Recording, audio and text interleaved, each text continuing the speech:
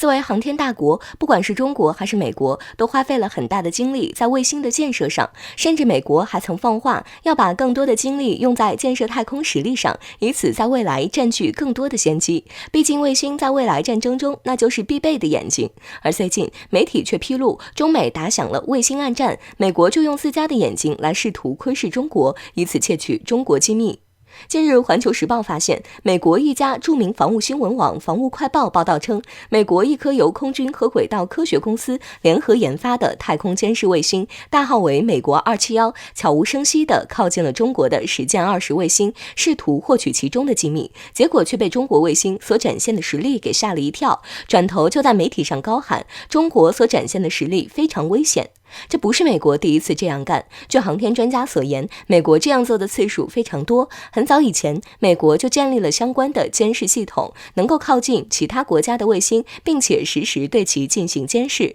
而这些国家中，中国是美国监视最多的地方，所以这次其实是美国惯例对中国卫星进行监视。既然如此，中国自然是毫不留手了。据悉，在美国卫星慢慢靠近过程中，中国的实践20卫星在这颗卫星尚且还在平行伴飞的过程中，就发现了美国卫星的意图，并且迅速做出了判断，转移离开。而离开过程中，实践20展现了强大的变轨机动能力，作为一种灵活高精度动作，这种转移手段对于卫星的空间感知以及操纵能力有着极高的要求，所以这一下直接让美国吓了一跳，直接就认定了，因为中国这项技术太厉害了。真要说起来，美国自己跑来找中国的茬儿，结果中国卫星不仅不搭理美国，还甩了美国一脸尾气，只能说就是技不如人。这事儿美国自己不说也就罢了，偏偏还在叫嚣搞危险预言，这不是倒打一耙吗？说实话，实践20作为中国研制的大型地球同步轨道卫星平台，实力是毋庸置疑的，不仅重量极重，面积极大，技术含量也丝毫不低，是名副其实的中国最先进的轨道卫星之一。所以美国这次找茬不成，一点都不冤枉。再加上最近这段时间美国屡屡挑衅，这次又来搞惯例，其卫星更是所谓的地球同步轨道空间态势感知计划中的一环。如此情形，中国甩他个尾气，真的算是轻拿轻放的了。美国所谓的危险，真是说得好笑，借用一句网络用语来形容，那就是我从未见过如此厚颜无耻之徒。最后有人问，太空技术作为未来的主要领域之一，中美在此领域谁更胜一筹？更加专业的是，或许需要专家来分析，但是美国此次的行为却足以给我们一个参考了。到今天为止，在很长一段时间内，美国海军就一直将亚太海域视为其战略要地，所以航空母舰动不动就会来常驻，少则1艘，多则3、4艘的情况时有发生。可以说，美军妄图掌握亚太的小心思是人尽皆知的事儿。不过，因为疫情的影响，自去年起，亚太海域就经常会迎来美军航母的大清空。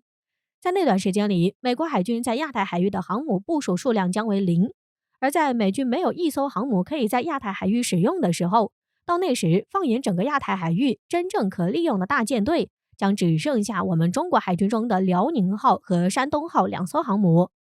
这样的一种局面使得美国人担心不已。美媒福布斯网站认为，美国海军必须加速关于下一代航母战斗群计划了，而且在新的计划中必须包括无人机、新型隐身战机和更先进的弹药。不这样去做的话，那到时候中国若是部署新航母和舰载机在亚太，届时面对中国，美军在亚太的所有赌注都将落空。分析认为，美媒当前之所以会有这样的担忧，主要是因为不论是现任的拜登还是前任特朗普，在他俩执政下的美国，基本政策追求的都是将重心转向亚太战略，特别是对中国不断采取的各种敌意挑衅遏制行为。为了遏制中国的发展，亚太海域可以说是当仁不让地成为了美国海军经营的重点。近几年来，美国海军在亚太海域部署了更多的兵力，甚至有过3艘美军航母同时登陆亚太的情况。这一情况其实也很好理解，伴随着辽宁号和山东号的顺利服役，这直接意味着双航母制霸亚太的时代过去了。美国人想要压制中国，那就必须得派更多的航母到亚太来。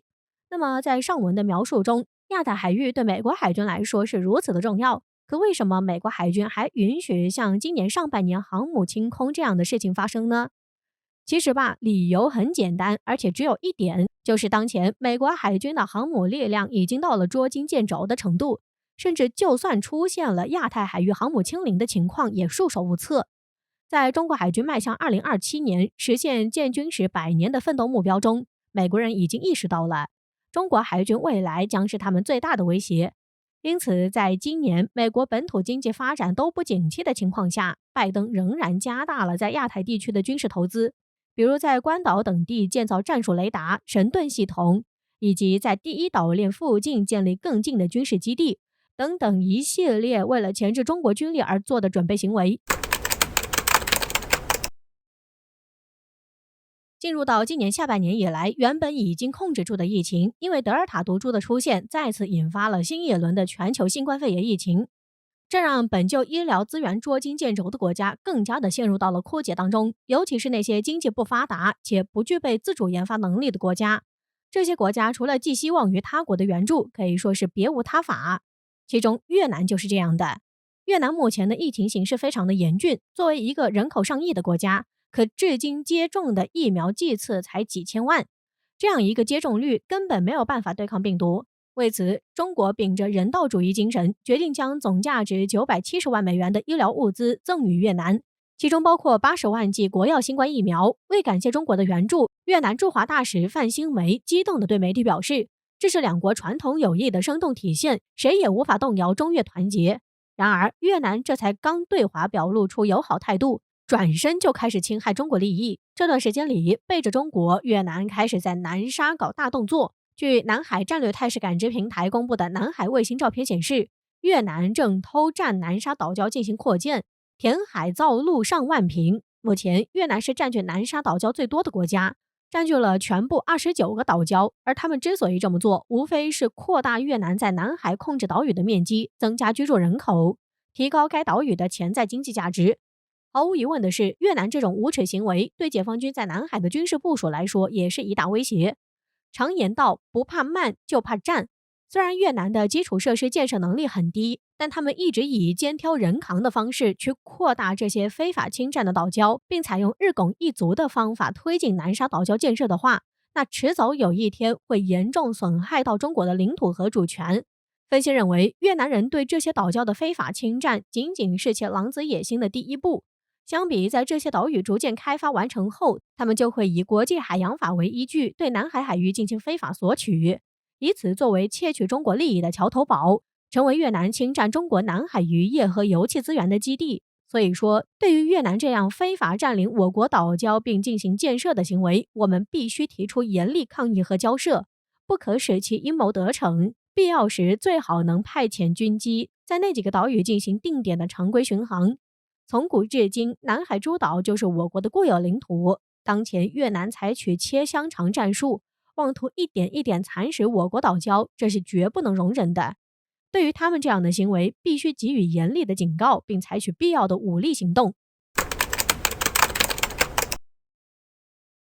近日，美国媒体报道指出，伊朗已经被美国和以色列盯上了，而伊朗被盯上的原因也不再是伊朗的核能研发，而是伊朗国产的武装无人机。在美国和以色列看来，伊朗的导弹威胁已经过去，伊朗不敢轻易用导弹对美国和以色列发起袭击，但伊朗的武装无人机却不一样。如今，美国和以色列深深感受到了伊朗无人机的威胁。以色列国防消息人士认为，伊朗无人机的存在已经成了美国和以色列的心头刺。如今，在中东地区，不少针对美国军事基地以及以色列相关设施的袭击，都有着伊朗无人机的影子。此前，以色列商船遇袭就被指是伊朗无人机干的，所以以色列就是想联合美国对伊朗无人机以及伊朗无人机产业发起打击，遏制伊朗无人机的发展。但以色列发现，在拜登上台后，居然不是想着怎么把伊朗打压下去，而是想着重返伊核协议，有着与伊朗和解的意思。所以在针对伊朗无人机的打击上，美国表现得很是敷衍。于是以色列多次喊话美国要重视伊朗无人机的威胁，只不过效果都不明显。直到美国在中东的军事基地遭到了伊朗无人机的袭击，以色列终于是看到了希望。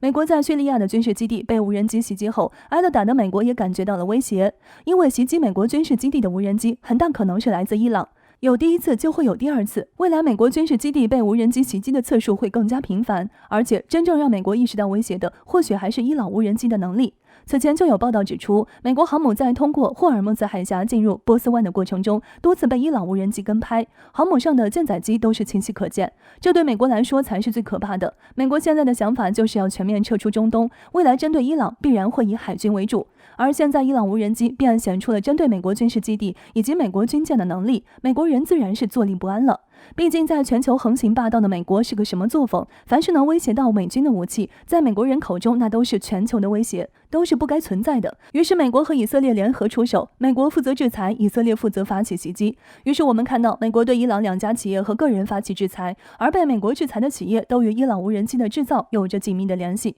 而且在美国出手后，以色列的底气一下子就上来了，针对起伊朗无人机的行动也是比美国的制裁更加激进。在10月底，以色列对叙利亚发起了大规模导弹袭击，其中更是重点照顾了一支大马士革郊区的军队。在大白天的以色列的导弹袭击，这明显是不寻常的。而以色列这一不寻常的袭击，根源就在这支车队上。消息人士指出，以色列得到了情报，这支车队上都是伊朗防空和无人机系统的零部件。于是以色列抱着宁可杀错不可放过的态度，直接在路上袭击了这支车队。由此可见，美国和以色列是真的被伊朗无人机逼急了，伊朗也该有所警惕，因为美国和以色列接下来下手或许会越来越狠。